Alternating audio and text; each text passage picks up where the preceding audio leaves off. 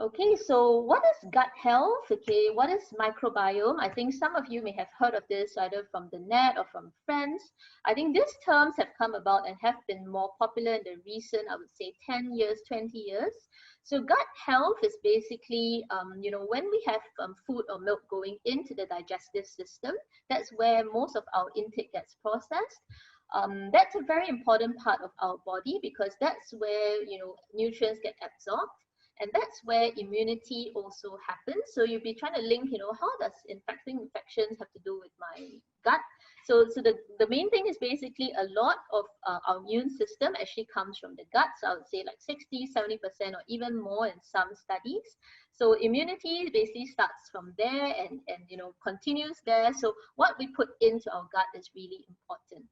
So what is good gut health? Okay, is equals to a good balance of bacteria. So we want some good bacteria, and some bacteria do exist in our gut.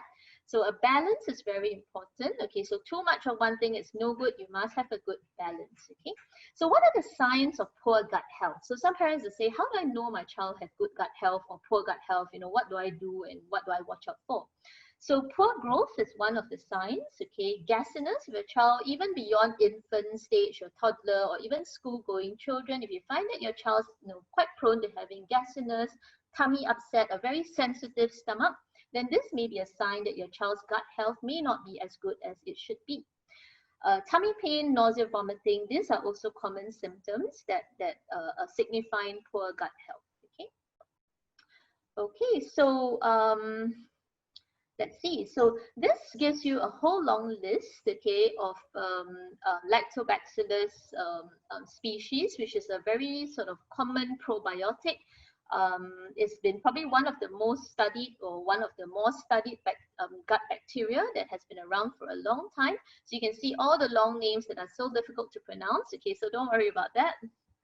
Okay, so gut health and probiotics. So probiotics are basically good bacteria. Okay, like what I mentioned, a lot of our immunity for the body is within the gut.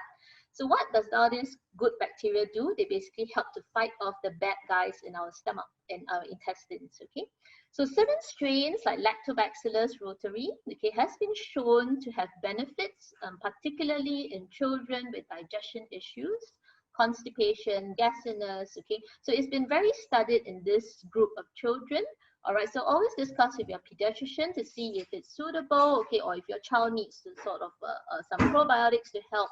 Always discuss with your pediatrician if there's anything to exclude or basically just work on improving good gut health. So partially hydrolyzed protein formulas, okay, so milk, that contains protein. So protein, if you think of it as like a strip, when you sort of cut that little strip of protein into smaller pieces, okay, it's easier for digestion. It's sort of the body recognizes it as something different. And basically for partially hydrolyzed protein, okay, the milk proteins are just pre-processed such that the pieces get broken down to smaller pieces. It's easier for digestion. The size of the protein ends up smaller, okay, than the original cow's milk protein, which is where formula milk comes about, like cow's milk based.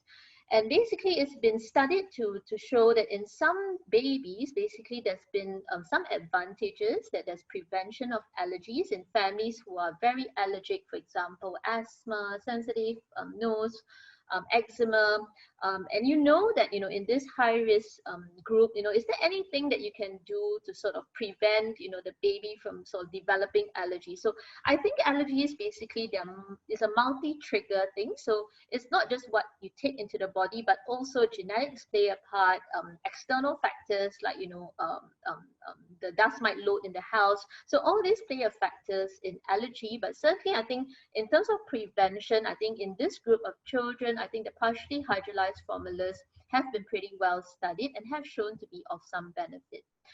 Now, with regards to gut symptoms, so I think we talked about in an otherwise healthy child or baby who may experience some gut problems like constipation, gasiness, abdominal pain or colic, for example, then in this group of babies, I think the partially hydrolyzed formulas have been also studied because they want to know, is there anything sort of natural or something that can be done as part of their diet to improve the symptoms? And that's where the partially hydrolyzed formulas come in.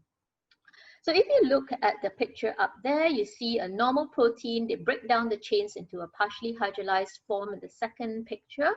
And then you've got some specialized formulas that are called extensively hydrolyzed formulas. So those are not the same, okay? They get broken down into extra small, okay? And these are mainly reserved for the truly cow's milk allergic babies and children. So these are usually as a recommendation from your child's doctor. Okay, so we'll just focus on the partially hydrolyzed formulas for now. Yeah.